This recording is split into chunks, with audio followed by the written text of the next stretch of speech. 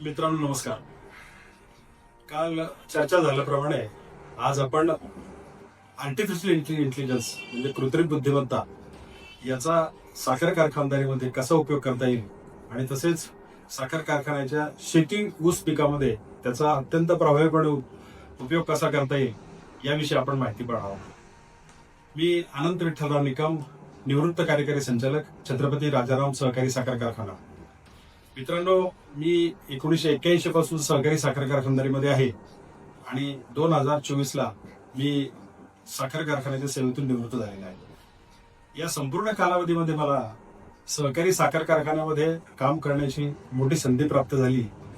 त्यातूनच VSI आणि Padegaon research station या शास्त्रज्ञांच्या माध्यमातून मी आजचा जो विषय आपण निवडला आहे कृत्रिम बुद्धिमत्ता यावर चर्चा करून आज आपल्या पुढे आपल्याला समजेल अशा सोप्या भाषेत मी हा व्हिडिओ तयार करून पाठवत आहे. तरी कृपया सर्वांनी तो शांतपणे ऐकून घ्यावा आणि त्याविषयी काही शंका असल्यास शेवटी मला प्रश्न विचारण्याची मी सर्वांना विनंती करतो. AI म्हणजे काय तर मानवी अनुकरण. यामध्ये मशीनला आपण डेटा सप्लाय करतो आणि त्या डेटाच्या साहाय्याने त्या मशीनला शिकवले जाते आणि ती मशीन आपल्या समस्या सोडवण्यामध्ये मदत करते. 1955 मध्ये जॉन मॅकर्नी यांनी प्रथम AIचा ही संकल्पना मांडलेली आहे. यामध्ये मशीन लर्निंग, डीप लर्निंग आणि न्यूरल नेटवर्क यांचा समावेश असतो. AIचे प्रमुख 3 प्रकार पडतात. त्यामध्ये नॅटो AI हे फक्त विशिष्ट कामाकरता बनवले जाते. उदाहरणार्थ आपण आपल्या घरामध्ये हल्ली अलेक्सा वापरतो. अलेक्साला जे आपण कमांड देतो त्या पद्धतीने तो त्याचं काम करीत असतो. आणि दुसरं म्हणजे जनरल AI. हे मानवाने सांगितलेल्या कामाची पुनरावृत्ती करते आणि आपलं काम सहजपणे शक्य करते. आता यामध्ये AIचा उपयोग अत्यंत प्रभावीपणे होत आहे. प्रामुख्याने AIचा उपयोग शेतीमध्ये, दैनंदिन जीवनामध्ये आपण जो मोबाईल वापरतो तो आपला AI आहे. आरोग्यामध्ये, वाहतुकीमध्ये आणि स्वयंचलित वाहनामध्ये याचा खूप मोठ्या प्रमाणात उपयोग होत आहे. AIचे प्रमुख फायदे आपण जर पाहिले तर त्या प्रमुख फायद्यामध्ये एक येतं वेग आणि अचूकता. यामध्ये काम अतिशय वेगानं होते आणि ते अचूक पद्धतीने केले जाते. दुसरं म्हणजे ते सतत कार्यक्षम असते. माणूस थकतो पण मशीन काही थकत नाही. साधारणपणे 24/7 हे AIच्या माध्यमातून आपण काम करू शकतो. खर्च याचा फार कमी आहे. शेतीमध्ये जो आपण अनन्वित खर्च करतो, उत्पादकतेचा जो खर्च आपण मोठ्या प्रमाणात करतो आणि आपल्याला त्या प्रमाणात उत्पन्न मिळत नाही, यासाठी जर आपण AIचा उपयोग ऊस शेतीमध्ये केला तर निश्चितप्रमाणे आपल्याला 30 ते 40% उत्पन्न जास्त मिळतं आणि 30 ते 40% खर्च आपला पाणी, रासायनिक खत मात्रा, मायक्रोन्युट्रिएंट्स आणि कीटकनाशक यावरचा 30 ते 40% खर्च आपला कमी होतो आणि आपलं पीक अत्यंत प्रभावीपणे निर्माण होतं. यामध्ये लोकांच्या अनेक समस्या निर्माण झाल्यात की यामधून आपल्याला कामगारांची कपात होईल किंवा नोकऱ्यांची कमात होईल. हे बरोबर आहे, याच्यात काही चूक नाही. परंतु आपण आज शेती नोकऱ्यांच्या माध्यमातून करतो आणि नोकरांच्या बाबतीमध्ये आज असंख्य पगार देऊन देखील आपल्याला योग्य वेळी योग्य त्या दिवशी ते मजूर आपल्याला उपलब्ध होत नाहीत. यामध्ये पुन्हा कॉपीराईटचा पण प्रश्न निर्माण होणार आहे. नवीन एखाद्याने काही निर्मिती केली तर जुने जे कलाकार आहेत त्या जुन्या कलाकारांचं काय, हा पण प्रश्न त्यात निर्माण होणार आहे. तिसरी महत्वाची गोष्ट, याच्यामध्ये पाश्चात्यांचा खूप मोठा प्रभाव आहे. यावर परदेशी लोकांचा खूप मोठा पगडा आहे. त्यामुळे स्थानिक ज्ञान कमी होण्याची खूप मोठी शक्यता आहे. थोडक्यात म्हणजे AI हे मानवी जीवन सोपे, अति कार्यक्षम बनवते, यात काही शंका नाही. आता ऊस शेतीमध्ये AI तंत्राचा प्रामुख्याने वापर कसा केला जातो याविषयी आपण थोडं बघूया. भूतकाळातील हवामान, मातीची परिस्थिती, सिंचन परिस्थिती, पीक व्यवस्थापन, तांत्रिक माहिती या डेटाचा वापर करून ऊस उत्पादन लक्षणीयरित्या वाढते. त्यामुळे कापणी योग्य ऊसाचे प्रमाण वाढते आणि ऊसाची खात्रीलायक गुणवत्ता वाढून उत्पादकता अचूकतेने वाढते. भारत या देशामध्ये AI मुळे खूप मोठी क्रांती करून साधारणपणे 30 ते 40% उत्पन्न वाढ झालेली आहे. त्यामुळे उत्पन्न वाढ होऊन त्याचा उत्पादनाचा खर्च आपण कमी करण्यात यशस्वी झालेलो आहे. काही ठिकाणी उपग्रह प्रतिमा, टीओटी सेंटर आणि एआय वापरून शेतकऱ्यांनी सिंचन, कीटकनाशक व्यवस्थापन आणि पोषक अन्नद्रव्य याबाबत व्हॉट्सअपद्वारे रिअल टाइम कृती योग्य माहिती मिळवते आणि आपल्या शेतकऱ्याचा खूप खर्च वाचतो आणि त्या खर्चाच्या माध्यमातून ऊसाचे उत्पन्न आपल्याला दुपटीने वाढलेले दिसते. यामध्ये दररोज सकाळी 5:30 वाजता आपल्याला एक मेसेज येतो आणि त्या मेसेजमध्ये आपल्याला आपल्या पाण्याचं जमिनीचं मॉइश्चर काय आहे, जमिनीमध्ये कुठल्या प्रकारची हालचाल होत आहे, जमिनीचा सामू कसा आहे याबाबत आपल्याला माहिती मिळते आणि त्यानुसार आपण शेतीमध्ये योग्य तो उत्पादनाचा वापर करू शकतो. देशाला जेवढी साखरेची गरज आहे तेवढीच इथेनॉलची पण गरज आहे. चालू हंगामात आपण बघितलं तर साधारणपणे 30 लाख मेट्रिक टन ऊसाची आपल्याला कमतरता भासली. अर्थात ही घट एआयच्या माध्यमातून आपण कमी करू शकलो असतो, परंतु मोठ्या प्रमाणात अजून एआयचा वापर ऊस पिकामध्ये होत नसल्यामुळं आपल्याला ही 30% ऊस उत्पादनाची घट आपल्याला जाणवलेली आहे. ऊस पीक लागवड, त्याचे नियोजन, हवामान व्यवस्थापन, वातावरणातील बदल हा शेतकऱ्यांना अगोदर समजला तर आपण त्याचे योग्य ते नियोजन करू शकू आणि पाणी व्यवस्थापन, खत व्यवस्थापन, आर्द्रता, पाण्याचा वेग, पाणी समुपदेशन आणि फवारणी याचे नियोजन आपण करू शकू आणि योग्य त्या ठिकाणी आपल्याला कीटकनाशक हे कीट येण्याच्या अगोदरच आपल्याला त्याची कल्पना मिळेल, त्यामुळे आपण त्याचे प्रिव्हेंटिव्ह मेजर्स करू शकू आणि आपल्याला जास्तीत जास्त त्यातून उत्पन्न मिळू शकतो.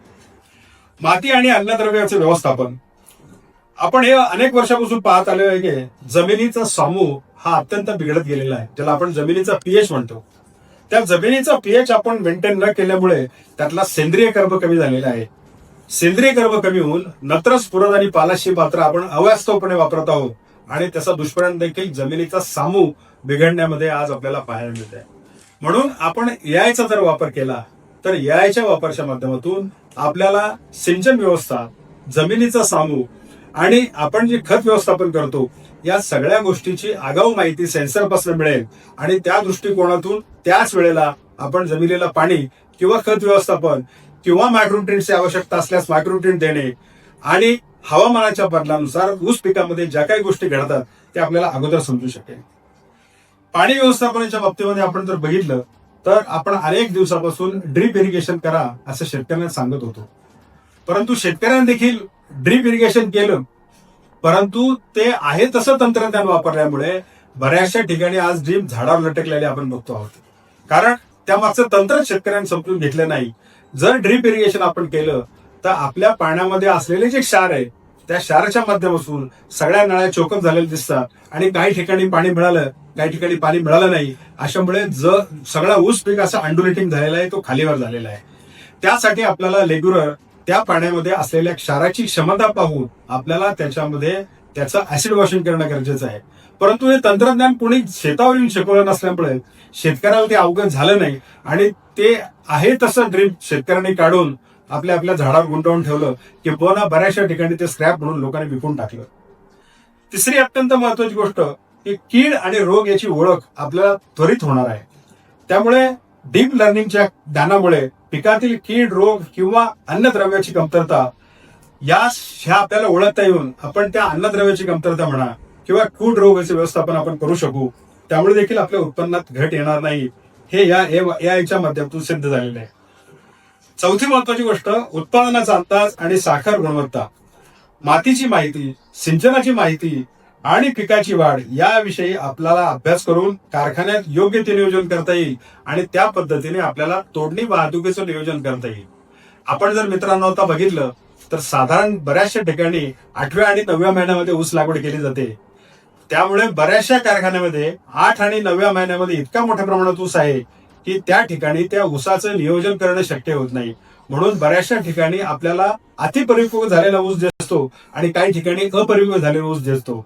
म्हणून आपल्याला लागवडीची देखील एक चांगली नियोजन करावं लागेल आणि त्या कारखान्याच्या कार्यक्षेत्रामध्ये साधारणपणे 60% आपल्याला नवीन लागवडीचा ऊस आणि 40% हा खोडव्याचा ऊस आपल्याला तिथे याचं गुणोत्तर साधता आलं पाहिजे. हे जर आपण गुणोत्तर साधण्यात यशस्वी झालो तर निश्चितप्रमाणे आपल्याला साखर उतारा नोव्हेंबर पासून तर अगदी कारखाना बंद होईपर्यंत सारखा मिळेल आणि जो साखर उतारा कमी होतो हे आपल्याला साखर उतारा कमी न होऊन एका वेळी सगळ्यांचा ऊस तोडता येईल आणि कुठल्याही कार्यक्षेत्रामध्ये जी मजुरांची समस्या निर्माण झाली आहे त्यामधून शेतकऱ्याला जो पैसा मागितला जातो मजुराच्या माध्यमातून तो निश्चितप्रमाणे कमी होईल आणि आपल्याला जास्तीत जास्त त्याच्यापासून फायदा मिळेल. तिसरी महत्वाची गोष्ट की आपण ड्रोनचा तिथे वापर करू शकतो. ड्रोनच्या माध्यमातून आज आपण मोठ्या प्रमाणामध्ये फवारणीसारखी कामं करू शकतो आणि त्या संपूर्ण एरियामध्ये एका वेळी ड्रोनचा वापर करून अत्यंत प्रभावीपणे फवारणीचं काम आपण करू शकतो. त्यामध्ये खताची फवारणी देखील आपण ड्रोनच्या मार्फत करू शकतो आणि अचूक आणि जलद गतीने आपण ही फवारणी करून आपला वेळ आणि पैसा हा निश्चित वाचू शकतो.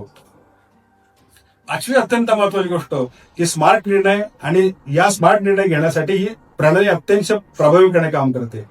एआय आधारित सगळ्या प्लॉटमध्ये शेतकऱ्यांना रिअल टाइम डेटा मिळतो आणि त्याच्या माध्यमातून आपल्याला शेतकऱ्यांची निर्णय घेण्याची क्षमता वाढवता येते आणि निश्चितप्रमाणे आपल्याला त्याचा फायदा मिळतो. म्हणून ऊस शेतीमध्ये जर आपण बघितलं तर एआयचे फायदे हे खालीलप्रमाणे आपल्याला सांगता येतील.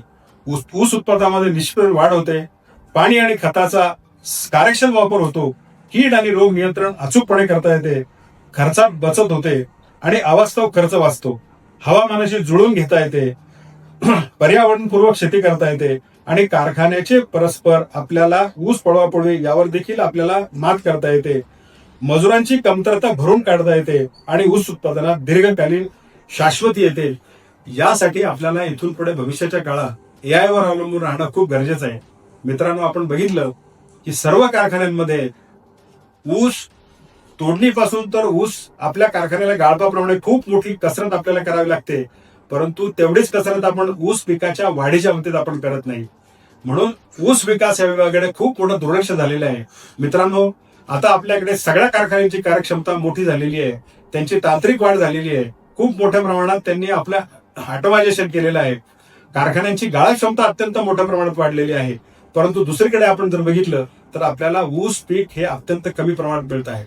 म्हणून यापुढे जर आपल्याला निश्चितप्रमाणे यावर मात करायची असेल तर एआय तंत्राचा वापर करून ऊस विकास विभागाकडे अत्यंत प्रभावीपणे लक्ष देऊन आपल्याला ऊसाची उपलब्धता आपल्या कार्यक्षेत्रामध्ये वाढवून कार्यक्षम अत्यंत चांगला ऊस आणि साखर नियोजन करता येईल, कारखान्याचे योग्य ते तोडणी नियोजन करता येईल. यासाठी आपल्याला हा एआयचा प्रयोग आपल्या कार्यक्षेत्रामध्ये केला पाहिजे.